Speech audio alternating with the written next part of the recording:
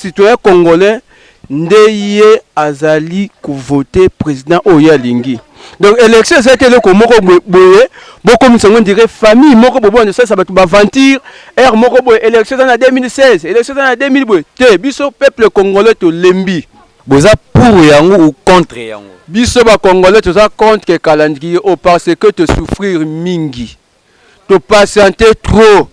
Donc to yebaki que élection ezali na fin ya année oyo. Ce sont des blancs qui nous imposent toujours la dictature, cette dictature. Donc bango balinga ka bavanda sa kabela po bango batwatiaka président en Afrique ezala mindele batwatiaka siko bazo kongolongola tiete po nani eza bango baza na base ya misère ya ba congolais. Ate ce que tu dis exemple ya Burkina Faso na yebite ba congolais ce que to koza na amour ya kosala kamwana po le peuple congolais tout d'abord baza ba pere yango wana to ko rater. Mais le peuple, ceux qui sont arabes, ils sont banga na bango liwate, yango wana basa. Mais biso ba congolais to banga na liwa, yango to ko président est en place. Na tawana ya pesi, poto liana na mabuka, ou bien to sala misala. Ba papa misala ezate, kaka ba papa ba vandi kala wana me ye Cornel nanga na ba équipe na nyonso wana ba vandi wana. Est-ce que musani bazo sala? Premier ministre nano azokipe na peuple te musala moko azosala wana ezate donc ti ba continuer ba élection tokosala ndenge nini biso ba papa tokozala ndenge nini bana bakozala ndenge nini tolia na mabuka 2018 ya musika biso tokozala 2018 ante misala ezate tala tozosala te tozosala te 2018 ya musika sino te ba des autres tokosala mboka oyo na moni olati nini papa Kimbangu alobaki que 4e président waya na mboka oyo mto bongisa mboka donc ezaka likamto tiki la temps parce que tu crois papa Kimbangu c'est que le président peut pas ça quelque chose parce que ça président Bilaka te aza président Bilaka te poso ça qui président Bilaka na mbula o avant la ki ti le na 2017 exactement là il a cause spécialisation ba jeune surtout on to pese comme les alliés suppose surtout bi qui aza président Bilaka c'est que singa to baxeler sous 5 ans. Si tu peux sous 5 mois, tu peux te l'ingiter. Donc, si tu as un président, tu as un jeune, tu as un jeune. Tu vivre bien, tu as bien, tu as un jeune. Tu as un jeune, tu as un jeune.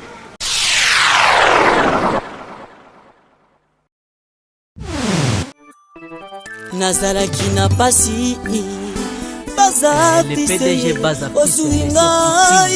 na motema na yo opesinga affection oyo mama pesaka na bébé na yo.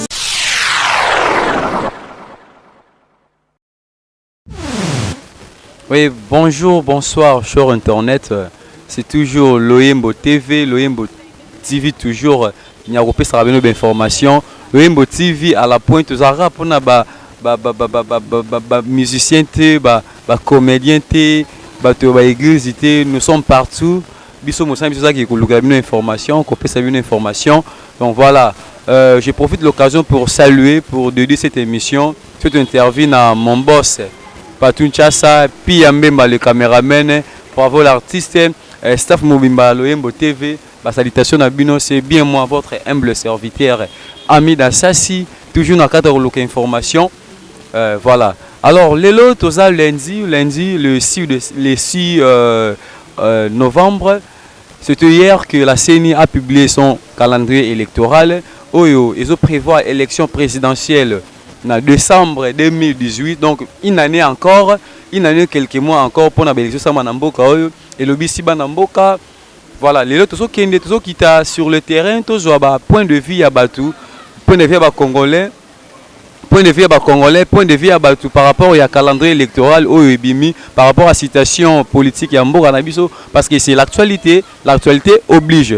Congolais n'y sont à Kanisara Lengenae, Congolais sont à droit quelque chose pour Namboka Nae. Voilà, sans plus tarder, Toko Zobandeko, Toko Zobavia Bandeko, total, qu'est-ce que le Congolais pense par rapport au calendrier électoral où ils ont publié na CENI, c'était tant entendu, voilà le verdict est tombé. Bon, Biso, nous savons que information et puis bah proposer ce retenir et vous allez toujours engager bango ils ont engagé Biso parce que Biso nous avons information puis en même avec toute l'équipe technique tout bandeko tout point de vue na bango par rapport au calendrier électoral. Oui, cher internet, nous continuons toujours aux interviews par rapport au calendrier électoral. Tout le papa na Biso. Bonjour papa. Non, bonjour monsieur. Oui, papa, tu as na tongo ya lundi, tu lundi bisonyo so seni a publié calendrier naie. Au rôle bani par rapport à wana pour te balobi élection en décembre 2018. Bon, pour la biso population, surtout que le ganga mutinaza na chaîne, seni biloko oyasali ezali ko semer des épreuves année. Lelo otozo loba déjà ba mituka ya maya moto. Ezali déjà là ba point nyonso ezali ba point moko stratégique. Tina mituka ma moto wana bangonde na pouvoir bayebi yango. Po bakoko bimisa biso mituka ma moto pamba te po senya bimisi calendrier o eza normal. Élection na RDC ezali population to peuple citoyen congolais ndeye azali ku voter président oya lingi. Donc élection ça a été le moko boye beaucoup on dirait famille moko bobo ça va tout aventure r moko boye élection en 2016 élection en 2000 te biso peuple congolais to lembi nde to lingaki ndenge papa na biso pauvre était un secret de même biso na une année il y a accord il y a 5 ans to kende na une année wana ce que si tout ça la belle élection alors le quoi est simbité bon lukada timoko esengeli population ponye so bazo sala oyo et ça pour l'intérêt population bon bazo vivre malamu et ça pour l'intérêt na biso d'abord lukada biso dati oyo esengeli congolais à voter pe à se peler que na sala élection de ki malamu mais avec Corneille Nanga oyo président Seni biso population de lebi et ko simba lisusu te peut-être ça sous la confiance na été. Ça sous la confiance ya Corneille Nanga ata mukete confiance na biso zali ke baluke la biso mutu mususu ata mbuza biso tina 6e mois toke na élection problème il y a décembre pas question to boyango maintenant oui tolandi lobi très bien maintenant calendrier ba publier et au cadre na accord ya 31 décembre 2016 ou bien ba violer déjà accord papa accord wana le 31 décembre so tolandi yango normal to komona balobaki ba bimisla biso ba prisonnier politique na ebite ba prisonnier ba bimisa bazana kitambo to bazana kisenzo Roger Limbala basonga Roger Limbala soka zonga ba bite no ba bimisa Roger Limbala bazaka Roger Limbala yemo na kati ya prison basa bele o batika na politique lelo pour ba respecter l'accord le 31 décembre ba bandala ko bimisa ba prisonnier politique dédé pour accord le 31 décembre la respecter balingaki bazonga lisusu basangana ba o bazalaki na bango est ba publier ni calendrier électoral ba soki basangana na bango te ba publier ngo comment.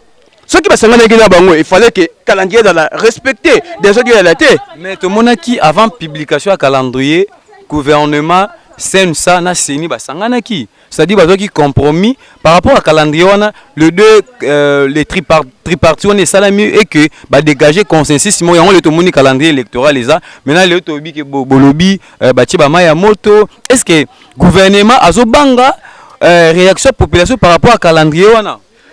Papa, tant que le gouvernement c'est ni na 500 pouvoir et où t'as la population. Moutou pas à la président, faut population à respecter comme c'est président. Ce qui est le oyo, président il y a 500. Basali organisation électorale na pouvoir na seni. Pourquoi population boyango? Pourquoi opposition boyango? Pourquoi 5 ans boyango? Et preuve est que 5 ans na batunye so boyango zali ba des autres oyo bandi osala malelo. Donc déjà et ça ma déjà lelo. Des autres les ça déjà en cours ba mitukama mo ezali déjà éparpillé na ba stratégie nyos soto bengi na téléphone bengi na ville. Bientôt au capia ou to le bango bientôt à diffuser ngo bientôt na ville kuna des autres ezali. Et ce là qui batu wana bazala éli na population batu o population azoluka. Son excellence président Joseph Kabila ce qui azala qui président et sengela qui na ye azonga kaka na respect ya corps azula biso Félix Tshisekedi atela biso ye wana en tant que président ya assemblée azuli biso Pierre Numbi ateli biso ye wana nyoso o linga ko koma lelo te nyoso o linga ko koma lelo te. Bon, Bruno Tshibala, bobi que accord est respecté te. Tobi que premier ministre aza muto a rassembler muta uti na rassemblement, aza na opposition entre autres Bruno Tshibala. Mina lelo bozo beta lisola Félix Tshisekedi et pour Félix Tshisekedi et pourtant Bruno Tshibala pe aza ressortissant à rassemblement. Bon, premier Bruno Tshibala na Félix Tshisekedi. Bruno Tshibala azalaki na azalaki na opposition. Aza opposant. Tout le monde a gagné battu short à IDPS. Papa, opposant nga soki naza opposant ya yo journaliste na kovanda na ba ko s'opposer na yo ti. C'est que Félix Tshisekedi pe soka longue rassemblement aye premier ministre aza opposant.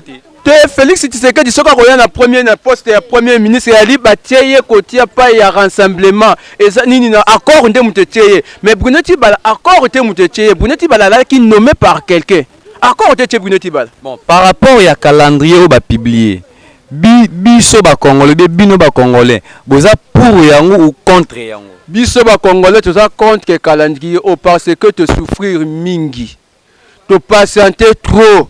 Donc tu yeba ki ke élection ezali na fin ya année oyo. Le col en a fin année élection ezali organisé té. Accord le 31 décembre, ba pesa ki biso prolongation. Prolongation ne elingi kozwa susté une année de plus. Prolongation ko kozwa 2 mois, 3 mois, 4 mois. Ça va population na façon de zokufa na nzala oya ko supporter. Prolongation comité na décembre une année de plus wane komi baba service kaka ba une année pour biso suka kaka na kokufa. Donc il ngolo baki atana décembre le 23 na toza si peut-être que élection ezala organiser ce qui te la ki si to ngasa ba désordre que oyete pour souci ya congolais ali élection salama souci na biso pour c'est ali élection salama so te la ki si au moni ba tu déjà tango ba komi 1 plus 1 égale 2 plus 2 égale 4 plus 4 égale 8 plus ba komo kende kaka bongo ti to kosuka na inconnu. Voilà, Lelo CNU a publié le calendrier électoral à même élection en décembre 2018. Mais alors, si tu as une mikolo leka, tu as une abbé malumalu, à cette élection en Mboka oyo. Après avoir publié résultat de l'élection, il y avait eu de morts. Batuba kufa. Tu es dans Ngoimulunda. À ces précipitants à cette élection. Après l'élection Ngoimulunda, biso te déclarer que Kabila a triché, élection salamara malamuti. Bruno Tibala, le premier ministre actuel, a dit que tant qu'on va nommer le meilleures élections, le meilleur scrutin au Nanou Ezalate. Or, avec l'expérience qu'on a, par rapport à l'élection et Salami Goto Leka, tout le monde qui est simbité parce qu'après l'élection, il y a eu des morts. Il y a un Bruno Tibala, na CNI, non, il faut toujours attendre, il y a préparer les meilleures élections. Maintenant, vous, pourquoi vous les Congolais, vous n'avez pas malamuti? Papa, Bruno Tibala. Aza frère na biso Bruno Tibala soka lobi a rosal sa élection oyo que c'est la meilleure élection et tikala rosala maté et que ça la mais quand mais il faut attendre le 23 décembre. Non, pour organiser l'élection ça peut prendre combien de temps? Ça a commencé depuis quand et aujourd'hui tous en a tenu autopé si bango. Il y en a 3 ans déjà. 2018 il y en a 3 ans. Élection pour na rosala na Congo et c'est le 4 ans te bangolais babandi makambo élection na bango a ça pris combien de temps? Bakoti wapi babimi wapi eza problème ya volonté ya mabe oyo gouvernement azana yango alingi population akona kana ko souffrir kenda kana ko souffrir mais pona son excellence chef de l'état ngai pona ngai esala nga passe je suis parmi batu o bapuyaki ke chef de l'état na biso sala mais aujourd'hui ce qui na komi ko le babo eza pona a promettre biso ba 5 chantiers toujours à tenir échec hier à tenir mais association na ba compatriotes na la majorité ni de ba séduire aujourd'hui a comme na ba difficulté azonga nde na accord azonga na accord azwa ba to ba tcheki na accord ba Bruno Tibala pourquoi aussi problème monsieur et simbité aussi oche et simbité aussi oche et simbité et ça to tcha ba pio ya dame na ba caro eza yango to soki na kopola alors faut ça la calcul longola ba pio wana ya mabe oluka ba pio mala mocha soka na souci élection c'est la mboka oyo a tchela biso élection na 6e mois. Voilà, élection na 6e mois ndenge papa Tsoloba, mais tout le monde que l'élo élection commune décembre 2018. Conclusion nini ou bien eloko nini oyo toko sala siko parce que na 2017 ya élection ezate. C'est clair ezate en tant que congolais en tant que patriote au bani par rapport à papa congolais nyo sayebi que ça impossible na 2017 élection salama. Donc on a accord et pesa biso prolongation. Baluka bref temps entre 2017 et 2018, même la division on a 6e mois, ça c'est une élection et que ça quand même malam. Mais façon ba benyango ti na fin nde ekosimbate. Wana vraiment épreuve année to bandi sikoyo désordre ndenge zo kaka ba kamnya maya moto au ville basadité ndenge bandi ndenge kaka bongo. Voilà, merci. Toujours continuer d'intervenir na biso. Élection exacte. Toujours continuer au bandeko. Bafia bandeko par rapport au calendrier électoral. Ils ont publié lobby. Aujourd'hui, les Kinois parlent, les Congolais parlent. Alors, tu éviter de reçu quand même dossier. Caméraman Piambemba Marambo. On continue. Voilà, toujours continuer. Toujours réaction à papa par rapport à la situation. En gros, toujours comprendre. Bon, papa, n'habite. Bonjour, papa. Bonjour. Papa bandeko bata la oye bisika ebele kombo nani? Papa Thomas. Papa Thomas, tout le monde a télé na yo. Tu l'as dit biso sur information na tongo par rapport à yango à point de vue na yozani. Point de vue na nga izake ndenge accord tozolanda kaka tolingi tolanda kaka accord ya 31 décembre 2016. Lokola rataki balobi ke faut que na suka na fin ya 2017 et suka kaka na fin wana. Donc Kabila na batu na ye bazoko imposer toujours la dictature en RDC. C'est ça mon point de vue. Kabila n'a pas opposé toujours la dictature en RDC. Article 64 et le but que peuple prenez-vous en charge. Mais c'est comme si bisopi mon peuple congolais tout l'ingi pe dictature on a ezala parce que il y a aucune réaction na bisopi congolais et leur mon pété zo ça tout le monde ba so Burkina Faso ba sala yango. Mais c'est comme si awa et leur zo ça matin. Et là zo ça matin pona ba mindele ne ba mindele ba to lingi ka Kabila ça. Ce sont des blancs qui nous imposent toujours la dictature, cette dictature. Donc bango balingi kaka bavanza Kabila po bango bato batiaka président en Afrique eza babindele bato batiaka siko bazo kongolongola tiete po nani eza bango baza na base ya misère ya bakongolais. Par rapport à la situation oyo bandeko mususu balobi ndenge yo depuis to respecter accord le 31 décembre 2017 Marambo et Sili. Ba mususu balobi non to kende to 2018 par rapport à wana solution na yo en tant que congolais en tant que papa okoki ko proposer point de vue na ezani to ko sa ce qu'on par rapport à likambo.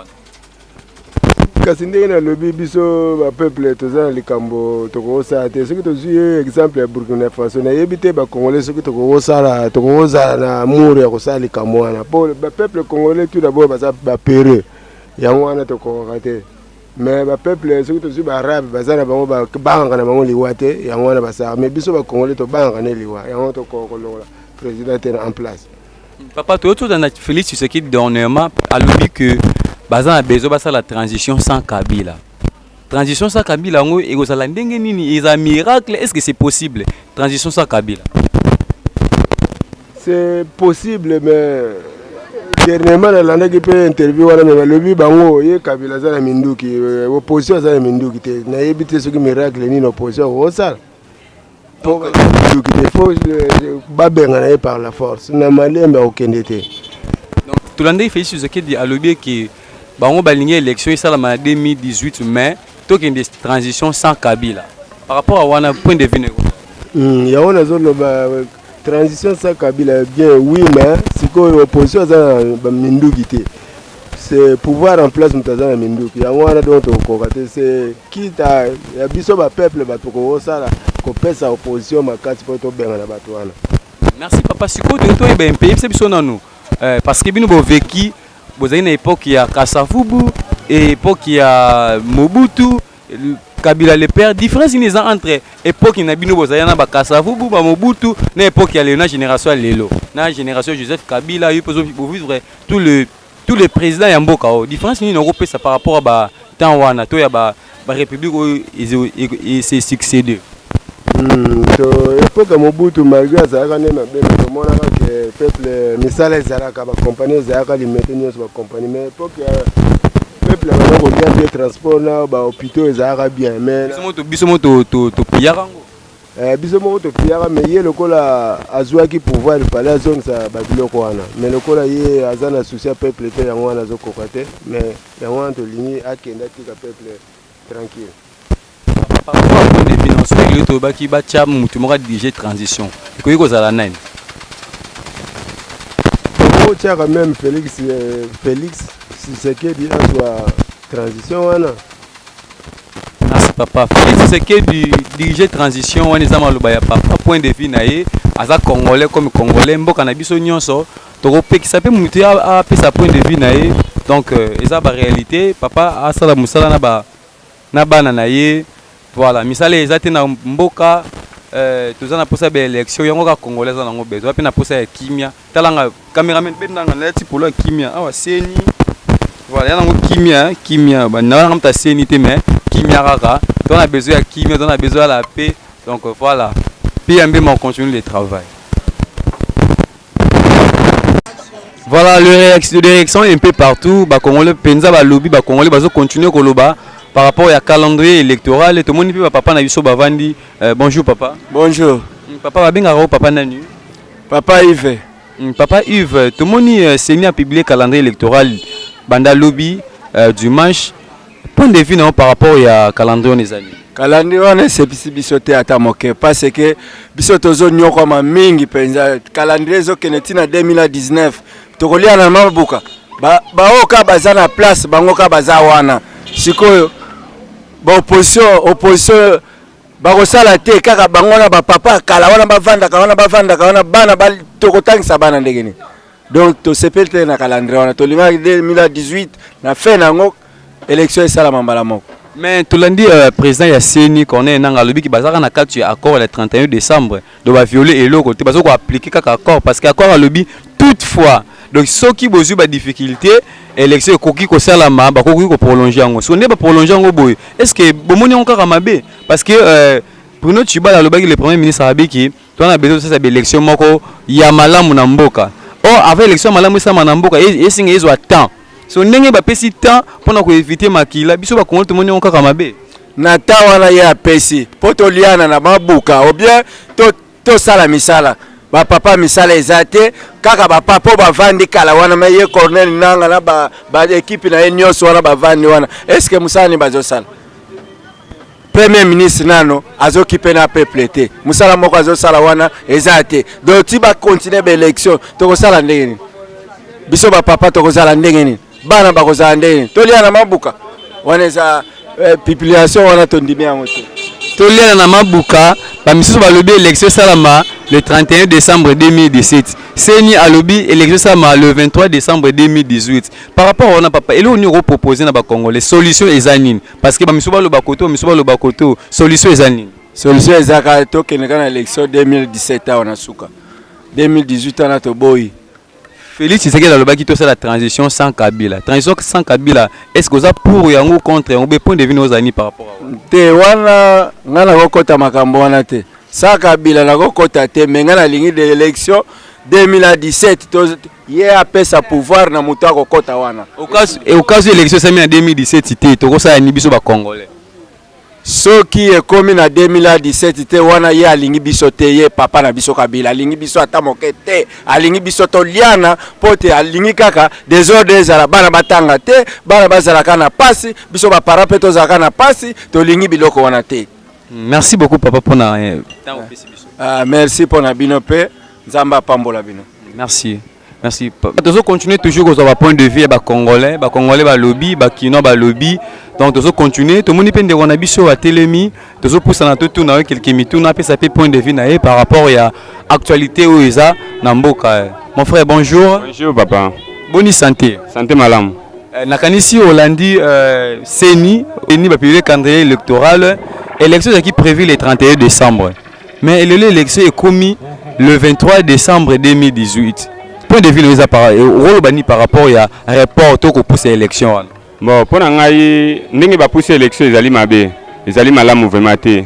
Pour esengaki que fallait élection salima na 2017 oyo.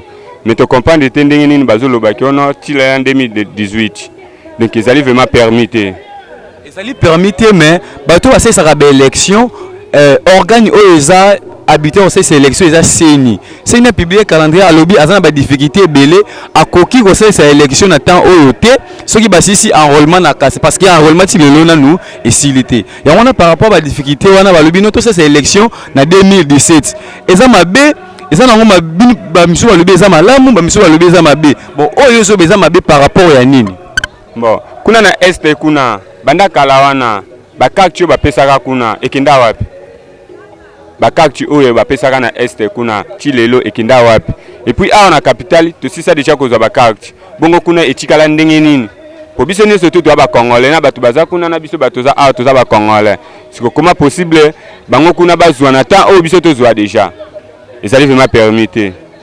Bon Bandeko muso opposition balobi entre autres ba Félix Tshisekedi, ba Vital Kamerhe, bangoni so balobi balingi to ça la transition sans Kabila, c'est-à-dire surtout le 31 décembre 2017 oyo, peut-être en 2018 Kabila a sous présidente, baluka président muso azalana passer cette élection. Par rapport à point de vue wana, okoko lobani. Bon, pona wana ngana zali au courant Kabila a même ma transition te. Donc surtout commune wana alongwa, mutu mususu a même ma transition. Ça pour ça que mutu mususu a même ma transition. Oui. Sur le bout la bilan ya président Kabila, a sali 17 ans presque na pouvoir. Bilan na eza négatif to positif. A sali malamu to a sali mabe. Bon pona ngai a sali mabe. A sali si des élections na 2006 na 2011 fotaki. Donc c'est que na 2016 quand ndé mbongo ndezalaki te siko bazui mois temps ya koluka mbongo ya ba tia élection na 2006. A sali mabe mais to moni quand même bloqué malunga a sali. Bon, élection ya 2006 2011 wana ezali vraiment wana to ko féliciter Mwandambo. Mais il y a 2017 tout monde en clarté. Il y a un biso comme si le peuple congolais tout le télémela et le quoi. En tant que congolais, Olingi Nani a remplacé Kabila pour une mission de transition. Nani a comme président avant élection et Salama. Bon. Avant élection Salama, tout le monde mema et tout le monde peut sa président assemblée à même la transition. Président assemblée comme Obé Minako, son excellence monsieur honorable Obé Minako, yende azala président a même biso na élection. Oui. Bon Félix Tshisekedi. Bon. Félix Tshisekedi. Bon on a la parole ya koloba na ete. On a Félix Tshisekedi, to na Moïse Katumbi, to na Vital Kamerhe, bango so bazana pembeni, bacha président assemblée nationale mais biso na élection. Oui, yé wana, bacha président assemblée. Kasi nani Obé Minako pe asa secrétaire général ya majorité c'est pe kamuta Kabila ti ba mba sala ki ba lo ce qui dit Kabila qui dit Obé Minako so to check Obé Minako waniza ka lokto check Kabila non bien sûr mais to kokina ba vote na ba élection de to koyeba nde sikoyo nani akobima président bien sûr ya komemana transition mais na 4 élections de to koyeba en tout cas ndeko na ngai tolandi alobi le président de l'Assemblée nationale Obé Minako ba congolais ba sengi yo omima biso na transition et ça point de vue na ye to ko tenir rigueur te en tout cas ndeko merci beaucoup na ko le bana micro na biso toujours na bokasité à Loyembo TV Patrick ça le Covodor on est le Pambo les chroniqueurs voilà musala yango yonde ouais puis Mbemba le caméraman toujours to continuer avec information na biso toujours ba avis ba congolais to ko taper ndeko na biso na kati ya salon alingi pas sa point de vue na par rapport à calendrier électoral au babimisaki il y a 24 heures déjà toyeba elo ni azokanisa elo nini amoni pona marambo eza pona mboka na biso en tout cas mon frère bonjour. Bonjour. Oui kombo nani Comment on a Jires Loboko. Ouais ndeko Jirin si to kutu na salon na yo je pense que vous avez informé que calendrier électoral et bimaki lobby c'est une publié calendrier calendrier wana et prévoit élection en décembre 2000 le 23 décembre 2018 par rapport à ça point de vue dans les années bon point de vue il en a donc si ça qui bon c'est et bani déjà donc Congo Mobimba même bana poto bien que non président dans la vision mandat on a déjà et ça déjà en fait parce que ceux qui ba lobby que non il faut pas prolonger en outil ndenge na so ceux qui na ba 2018 donc on a ça balingi que non toujours qu'à président na savana mais biso tout ça on a besoin ya élection il faut ça là biso tout ça la choix où il y a biso moko donc parce que toujours souffrir trop toujours qui m'a makasi donc na habité na mboka nini oyo donc bazo souffrir wa biso donc nesinga na za contre yango mais oui kolanda koyoka ko loba lobi que na mboka toujours souffrir bien sûr mais yango na seni asali musala parce que calendrier électoral yango ne to bande batu nyonso ba congolais nyonso ba bande kozela le calendrier électoral et lobi était élection en 2018 et puis le premier ministre Tubala lobaki que tant on a commis premier ministre na ko pesa Congo élection oyo ya malamu na ezalate donc c'est-à-dire tout le monde qui en 2006 élection salamaki mais après Mobutu en 2011 élection salamaki après Mobutu yango na ba pesi bazui mois temps ya ko ça c'est ya ko organiser l'élection en 2018 en fait que bazo temps ya ko préparer l'élection malamu ata le to souffre est-ce que l'élection salami na mboko croyez-vous que pas c'est aussi là bon balobaka esika donc dirigeant ya malamu azali donc soki makambo mpe tambolaka malamu donc tomonaki biso moko na époque ya nani papa Mobutu malgré tout bapasi ezalaka mais babiso toliaka 3 fois donc mbongo mpe bandaka kocircule donc na COP nyonso tu moto abandaki donc osala bandaki se retrouver donc mposa na biso eza ndenge wana. Voilà. Maintenant, en tant que Congolais, élection en 2018, accord et lobby que élection, ils aussi là, accord ils ont sa président en place mandat dans le 31 décembre 2016, 2017 plutôt, sur quoi 2018. Non, accord le 31 décembre et puis ça qui est ça sur le 31 décembre 2017.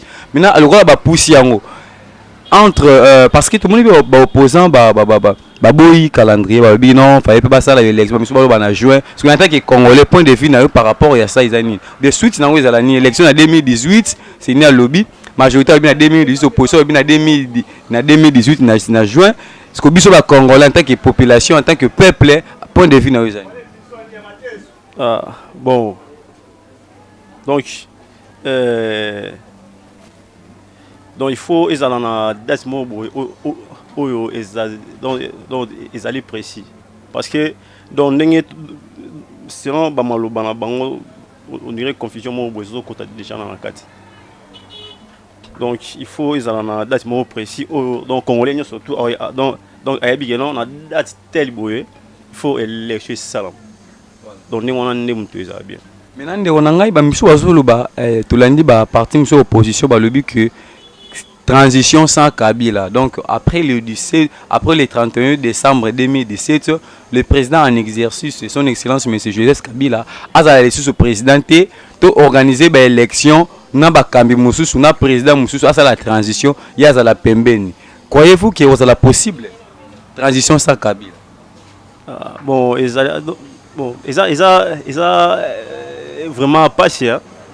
Ils a pas si makasi parce que dans la commune dans poste na et ça qui est à long est-ce que dans transition sans dans quoi que jamais qui simba donc transition sans Kabila au moins est un miracle les morts ko salama donc je te dis pour na yo le président Kabila a tiré en place ici moko l'élection ko salama mais donc obiso tozo mona wana donc tozo loba donc obiso tozo mona wana tozo loba parce que avant il y en a combien de temps donc tout le monde ba bala ki wana ba pense ba Tshisekedi ba wana malgré tout mais donc elo moko malonge salama yite soki bakonzi baotala osikoyo ba autorité baolanda yo bakonzi ya seni ba chef du gouvernement ba président de la république elo nyo koyebisa ba on attend oyo elo nyo kopesa comme un message en tant que Congolais en tant que population en tant que peuple oyo azolela wana besoin d'élection message nyo kopesa na bakonzi to message nyo kopesa na ba Congolais o baolanda osiko bon message eza karaki bon biso toza na besoin ya nini mboka na biso donc tous ça va bien président moko aya oyo akozala na souci na biso ni peuple donc pour ça na biso ne yango parce que donc ezala biso bato na bato bazala donc à l'étranger donc ezala mutumo côté azo sepela na souffrance sur les kana na mboka na biso Congo. Merci Ndeko Jurens à lobby pour ça na biso pour ça na ye ezaki peuple congolais azala bien peuple congolais a prospéré à mona bonheur ya mboka na ye. En tout cas merci beaucoup Ndeko pour na temps au Biso. Voilà, mon réalisateur, bravo l'artiste, nous continuons. Nous continuons aux Ndeko Mususu sans oublier Pi Mbemba, le caméraman le plus intelligent de l'univers. Voilà. Nous continuons comme Moussala, A4, l'artiste A4, le A4 Ndé Marambo. Nous continuons toujours aux informations par rapport à la situation politique à Mboka Nabiso. La parité au but, côté na maman, na télé. Madame, bonjour madame. Bonjour. Bandeko baolanda oyo ebele est-ce que vous pouvez savoir combo na yo? Bon, comme je suis Gana Judel Ghana. Shigel Ghana. Shigel Ghana. Maman Shigel, tout le monde toyoki na tongwa lelo que ba poussi élection. Élection ngé salama na 2017 sur le 31, mais CENI a publié calendrier ba lobi élection salama le 23 décembre 2012. Par rapport à un point de vue na yozali. Ah, pour nga pena ngonyo mabe makasi. Ba ko pousser biso calendrier électoral te. Ko biso to ozela vote salama na décembre ah. Pour qu'on pousse on te prend dans la monde mabe makasa fait ba si ça s'appelle kamuti le 31 tete le boué o aza mabe akei o malamu atikali ne ba ke pousse biso ko to ba pousse biso solution ba pesa biso ya nini na to so solution te ba ke ko pousse la biso électoral ti wapi biso lingi ba si songo le 31 ba si ba munyo se sili o ko tikala tikali ba ko kenda kei kasi nde olobona ke o ya mabe akende donc le président o aza en place ba o baza en place ba sala mabe c'est que ba kende. Pour nga na moni président osala mabe te mais ba tourage nende ba osala mabe pour hier ça numéro 1 akoko contrôler ba dossier nyonso te bato baza ntinga ba ko contrôler ba course nyonso ke pour ba mo rememela ka président rapport président bataza na mabe te mais bato ne bazo sala na ntinga nde na mona mabe parce que tant président bato ba rien les cameroun to za posa to sala quartier kingani président ko tala ah ça va quartier a pesimbo mais comment na quartier kingani ba sali na bango te donc yango ndeza mabe président bataza mais bato osala ntinga apona ba o malamu oh ma bien allez bakei maintenant par rapport à wanobi que élection ezalaka na 2017 ya to boima ma 2000 pour na yo nani oyo akoki kozala président na mboka nani ako diriger transition pour na élection pour na ngai na moni ka taba mindele bazonga na bango mundele aya no ko diriger biso moto okoka na biso te. Voilà, ba propos à lebi so engagé que albi mundele nde zonga na yo to ata François Hollande le roi longo na France kiti yango yo Kabila na gouvernement ba ko na makambo te comme ça yo remplacer wala za maloba na hier to ko pesa EP faut pas congolais à lobby on n'en paie rien puis même à makambo on continue le travail.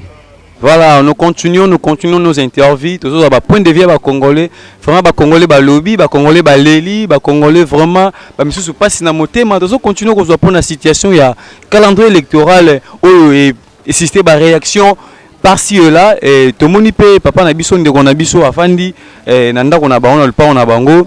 Je pense qu'il y a quelque chose à Rolobato approcher non toi ba pe makanisina par rapport à la loi électorale par rapport à calendrier électoral oui batu monsieur la biso. Bonjour mon frère. Bonjour papa.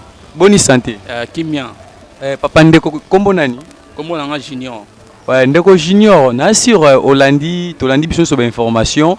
Tolandi CENI a publié calendrier électoral élection eza année au société élection aux ala le 23 décembre 2018. Par rapport à wana ante ki congolais point de vue na ezali. En tout cas point de vue na ngai ezali mabe 2018 ya musika. Eza musika. Fallait ba sola bien ba bongisa 2018 ya musika. Biso roza 2018 ante to misala ezate tala toto sala te. Hein? Toto sala te 2018 ya musika sinon te ba des autres to sala mboga oyo. Est-ce que lelo chômage obi que to sala te misala ezate est-ce que c'est ni mutaluki chômage wana ou bien parce que c'est ni ezaka na problème ka publier calendrier c'est ni te muta dirija mboka maramba musala eza compétence ya gouvernement et puis la présidence de la République. Comment tu peux incriminer Seni parce que Seni a celle comme ça calendrier électoral. Kasi ba konzi bango na te ba konzi bango o baza likolo ba bongisa surtout des autres on a vu le mot salama bato ba mo zoka bato ba mo kufa ozomona likolo na bango ba bongisa maram na bango sote biso to marché sote malom to zomona te na moko et les des aki liboso kala mingi ta to bimisa kanelo electoral ti 2018 et ça va te a musika inane pese belé te soto tikeli président Kabila inane to kufa na biso te papa inane ze belé yozo mona belé te mais biso to ba chômeur to mona ngo to ze belé to sise ba chic to vite to ba diplômé parce que ba papier to vandis na banda e pour la raboti 2018 tam so kufa na biso to ça na pour natanda nan to ça nan peuple congolais lobby aza mayele batangi ba diplôme ezali mais musala ezati parce que par rapport na yo nani oya koki ko diriger transition parce que to ki ba opposer ba lobby que bandimi na élection ça en 2018 mais Kabila mandat na le 31 décembre 2017 et sili donc le 1er janvier tout ça na président mususu ou même sur na élection par rapport à wana ko bon pour nga nga na mtaide pesa pour nga ba chata Félix Tshisekedi a dirigé notre transition Félix Tshisekedi facha dirige transition. Est-ce que c'est possible que Kabila Longwe parce que le président en place azana ba soda, azana gouvernement, azana ba institution sko. Félix Tshisekedi sur le bana azana armée maté, azana yelo côté et ça manon ndeni. Bon, il paraît que maman Niki ayakiawa. Niki ale. Niki ayakiawa. Ayaki na armée ne mobimba. Ayaki ala mboka po abongisa mboka na biso ayaki na armée soki nini barobenga basoda libanda babundela biso. So biso armée zate. Basoda libanda babundela biso pona mboka. Peuple moko te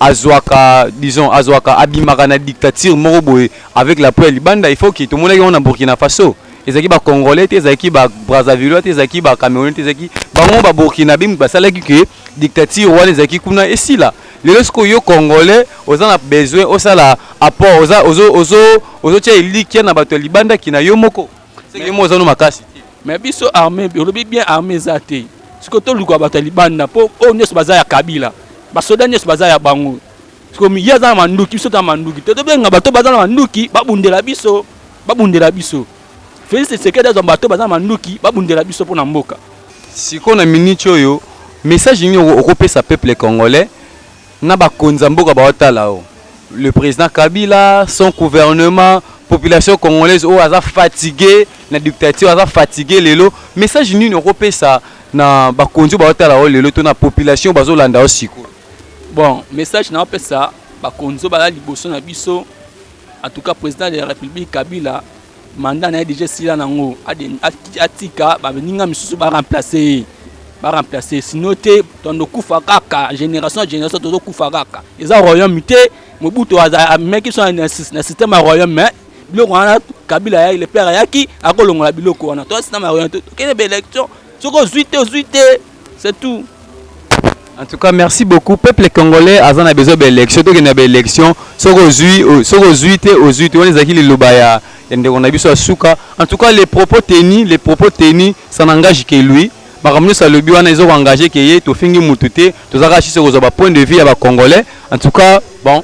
Congolais bazoloba pour mboka na bango parce que mboka ngopeza ya biso nyonso mboka oyo Lumumba mboka oyo Kasavubu mboka oyo Kimbangu atikela biso yango nde la République démocratique du Congo mboka na biso nyonso. En tout cas ndeko to pesio merci na tande so pesi biso. Merci beaucoup. Voilà, tozo continuer masanangai Arnold Malonda Cardi Mbungu pesa mamba mboka kwa toko kanga monoko te. On continue so ba vie ba congolais parce que elo amatro calendrier électoral et bimi ba congolais baza d'accord te ba misubi baza d'accord te alors biso ra mosana biso ko pesa information en tout cas vous comprendre biso puis en Mbemba on continue le travail. Bonjour Ndeko. Bonjour. Papa kombo nani? Bon comment vous allez Jésus de forme. Jésus de forme na monika bilele na photo ya Fumukimbango bena na photo Fumukimbango vraiment mboka o Kimbango atikela biso yango yo papa par rapport ya makamni soso leka yo ko bakiselo nini.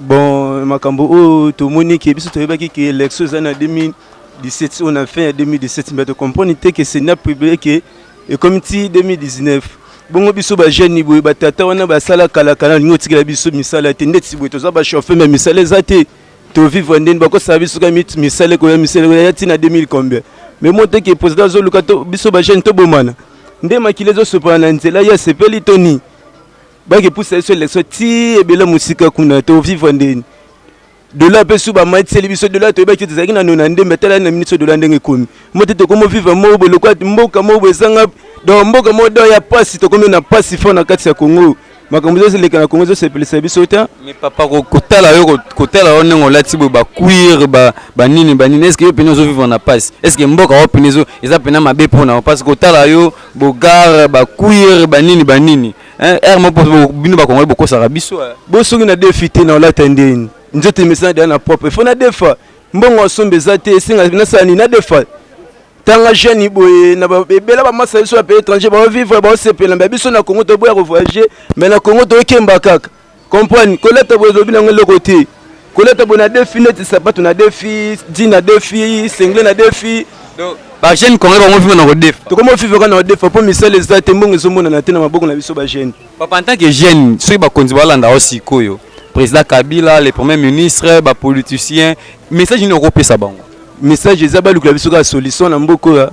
Tolu kaka solution ndeti biso boye na part na biso to na posa ke président wa kota absepelisa so ba jeune po biso toza na taba jeune ndé to na taba papa ya kalate to na taba jeune. Misele monana to fifa bien na de na débat na ndi na zabwe do ko fifa mo bana so bazu na tongo ya poke rumuna na te. Do tilo bi na tongo mo te to fifa bien te. Biso en tant que ba jeune, toi na président mo aza jeune, le président les Raïs, aza très jeune. Et puis na moni lati ni na papa Kimbangu alobaki que 4e président wa na mboka oyem to bongisa mboka. Donc ils ont comme tout ce qu'il a temps parce que tu crois papa Kimbangu c'est que le président peut pas ça quelque chose parce que aza président Bilaka. Te aza président Bilaka te. Pour ça qui président Bilaka na mbula ou avant la qui tile na 2017.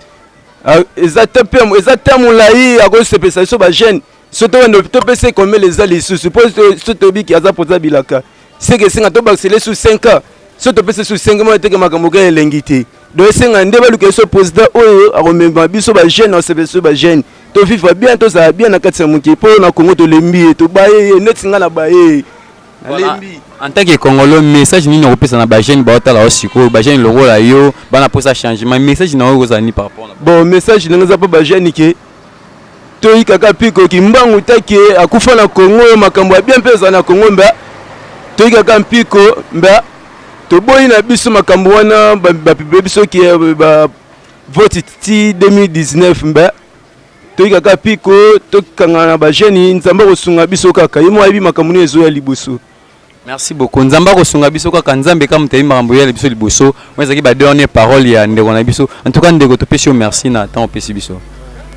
Voilà, nous sommes arrivés à la fin de notre tranche. C'est une intervention rapide, tranche et puis ça veut bien information malamu. Voilà, tout le belli sur calendrier électoral, toujours ba point de vue à bandeko, to tamboli presque Kinshasa Mobimba, to Kebalemba, ba Matete, ba Kisensu, toujours ba via ba congolais, to yoki un peu ba congolais au balobi. En tout cas, ba propos ba tenir et engager ka bango, baza ba congolais, le rôle ba congolais nyonso, mboka eza ya bango, ya biso nyonso. En tout cas, voilà, bah, point de vue par rapport au calendrier électoral.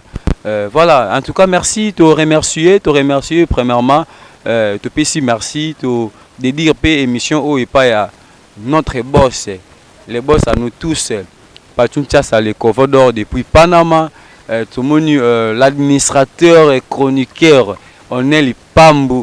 On est le Pambo et tout ça, notre réalisateur, qui a Simbi réalisation, le Ebo TV, et bravo l'artiste. Et puis le caméraman le plus intelligent, le caméraman le plus mignon, le plus intelligent de la planète. Piambemba Marambu, Piambemba Zaki, on a Simbi, sur Moni Pena beauté qui t'a reboyé. Moi, on va la télémie à haut dégagé, c'est grâce à Piambemba. Et puis, juste, tu sortes Nangai, tout le monde Séni, et puis, Bilon Bomona, Abakomi. Comme femmes, jeunes, baptisons notre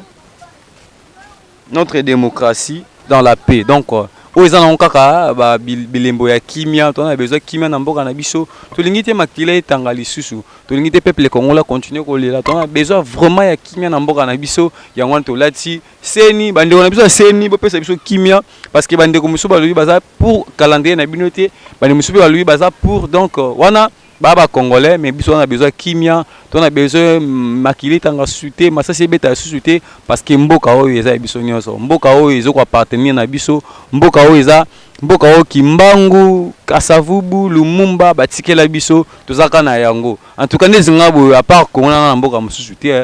Donc voilà, merci beaucoup Nabino sur le Yembo TV, na pesimbo te pa ya Kardimbungu, Arnaud Malonda, Emerald Mboui, Ubikaka. Et puis tout bana Mikidi, bana Potonyon so partout Bozali, c'est votre humble serviteur ami d'Assachi, Balubi le jeune. Minga olobeza te bino bomo na kaka tozaki te mais tozongi Loyembo TV kaka Loyembo TV toujours marambo. Loyembo TV mususu te. Loyembo TV nde. Loyembo TV.